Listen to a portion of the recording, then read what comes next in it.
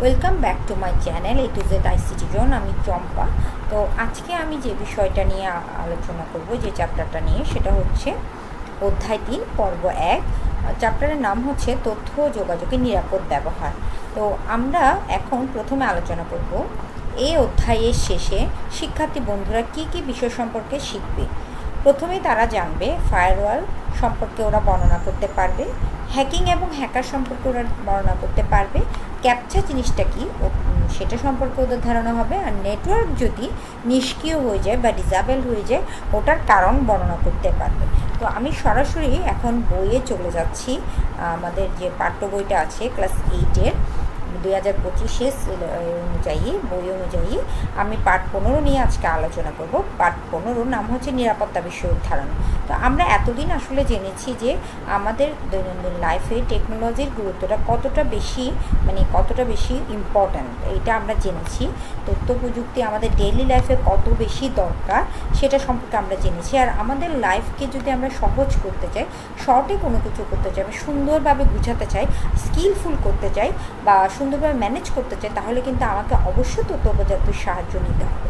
তো নেটওয়ার্কের কারণে আসলে এখন কেউই কারো থেকে আলাদা নয়। যে বিভিন্ন দেশে, আমি এখন আমার দেশে বসে অন্য দেশে আমার থাকা রিলেটিভসের সাথে, বন্ধু বান্ধবের সাথে আমি সুন্দরভাবে কানেক্টেড হতে পারছি সোশ্যাল মিডিয়ার মাধ্যমে, বিভিন্ন মেইলিং সিস্টেমের মাধ্যমে। যাই হোক, নেটওয়ার্কের মাধ্যমে কিন্তু আসলে আমরা সবাই সবার সাথে যুক্ত হয়ে আছি। তো এই নেটওয়ার্কের যে গুড সাইডটা আছে, এটা একদিকে চিন্তা করলে অনেক অসাধারণ একটা ব্যাপার, কিন্তু আরেকদিকে চিন্তা করলে এই নেটওয়ার্ক ইউজের কিন্তু একটা রিস্কও আছে। সেটা হচ্ছে নেটওয়ার্কে যেভাবে আমরা একজনের সাথে যুক্ত আছি, এখানে কিন্তু কিছু ডিসঅনেস্ট পার্সনও আছে যারা এই নেটওয়ার্কের ভিতর দিয়ে ঢুকে তারা প্রাইভেসিটাকে নিয়ে নিচ্ছে। তারা প্রাইভেট কিছু তথ্যকে তারা নিয়ে বাইরে ছড়িয়ে দিচ্ছে, বা প্রাইভেট তথ্যগুলোকে ব্যবহার করে তারা বিভিন্ন রকম অসৎ কাজগুলো করছে। তো যারা আসলে নেটওয়ার্কটা তৈরি করেছে, তারা এই তথ্যগুলোকে আসলে গোপন রাখার জন্য, মানুষের প্রাইভেট তথ্যগুলোকে গোপন রাখার জন্য তারা সবসময় চেষ্টা করেছে। আর তারা এই নিরাপত্তার নিশ্চিত করতে তারা যে অদৃশ্য একটা দেয়াল ইউজ করেছে, যাতে করে হ্যাকাররা এখানের ভিতর অসৎ ব্যক্তিগুলো এইটাতে ভেঙে ঢুকতে না পারে, তার ফাইলগুলো ডিস্ট্রয় করতে না পারে, স্পয়েল করতে না পারে বা ডিলিট করে দিতে না পারে। ওই জন্য একটা অদৃশ্য দেয়াল, যেটার নাম হচ্ছে ফায়ারওয়াল। আর এই যে পদ্ধতিতে তারা মানুষের প্রয়োজনীয় তথ্যগুলোকে আসলে তারা নিচ্ছে, প্রয়োজনীয় তথ্যগুলোকে দেখার চেষ্টা করছে, এই পদ্ধতিটাকে আমরা বলছি হ্যাকিং।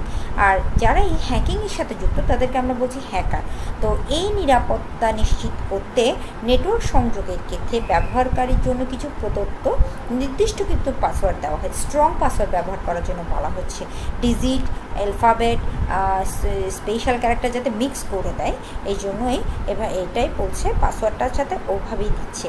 আর এই জন্যই আরেকটা ব্যাপার হচ্ছে, আমরা কোনো একটা সাইটে ঢোকার সময়, কোনো একটা লিঙ্কে যখন আমরা ক্লিক করি, দেখা যায় যে ঢোকার সময় এন্ট্রান্সে কিন্তু কিছু হয়তো সেম টাইপের ছবি দিচ্ছে, বা সেম টাইপের ধরেন রোড আছে বা কোথাও ব্রিজ আছে।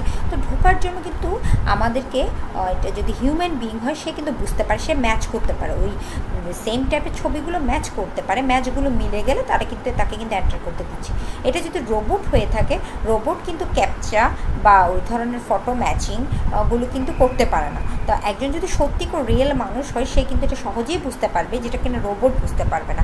মানুষের যন্ত্রকে আলাদা করার জন্যই যে পদ্ধতিটা আসলে, ওটাই হচ্ছে ক্যাপচা। এই যে এখানে একটা ক্যাপচা দেখা যাচ্ছে, যেটা হয়তো আমি হিউম্যান বিইং হিসেবে বুঝতে পারছি SMWM, বাট এখানে কিন্তু একটা রোবট হলে কিন্তু এখানে ঢুকতে পারতো না। এটাও অনেকটা কিন্তু নিরাপত্তার জন্যই করা হয়েছে, যে রোবটের মাধ্যমে বা কোনো ধরনের দিয়ে যাতে ঢুকতে পারে, হিউম্যান বিইং হতে হবে, এবং সে নির্দিষ্ট তার হয়তো ফিঙ্গারপ্রিন্ট দিয়ে ঢুকতে পারে বা পাসওয়ার্ড দিয়ে ঢুকতে পারে। এই জন্য নেটওয়ার্কের উপর আমরা আসলে যত দিনেই যাচ্ছে, আমরা এই তথ্য প্রযুক্তি এবং নেটওয়ার্কের উপর অনেক বেশি নির্ভরশীল হয়ে যাচ্ছি। তাই এই নেটওয়ার্কটা যদি আমাদের কখনো ডিসেবল হয়ে যায় বা অচল হয়ে যায়, যে আমাদের কতটা বেশি হার্মফুল হবে পৃথিবীর জন্য, যে অনেক বড় বিপর্যয় ডেকে আনবে, এটা আসলে বলা বাইবিহীন। এই নিয়ন্ত্রণটা যে হারিয়ে ফেললে নেটওয়ার্ক একদিন যদি বন্ধ থাকে, অচল থাকে, পৃথিবীর যে কী বড় ক্ষতি হয়ে যাবে এটা আসলে আমরা নিজেরাও বুঝতে পারছি।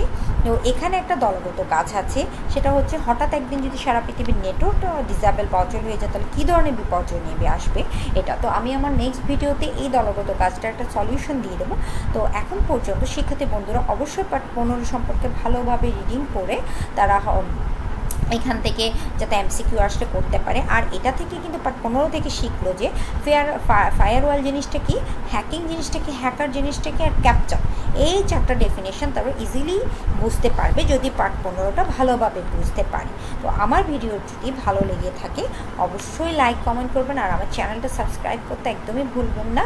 তো আমার ভিডিও দেখার জন্য সবার কাছে অবশ্যই ধন্যবাদ, সবাইকে ওয়েলকাম জানাচ্ছি আমার নেক্সট ভিডিওতে। তো আমি নেক্সট ভিডিওতে পার্ট 16 ক্ষতিকারক সফটওয়্যার সম্পর্কে আলোচনা করব। আজকে এখানেই আমি শেষ করছি। Thank you.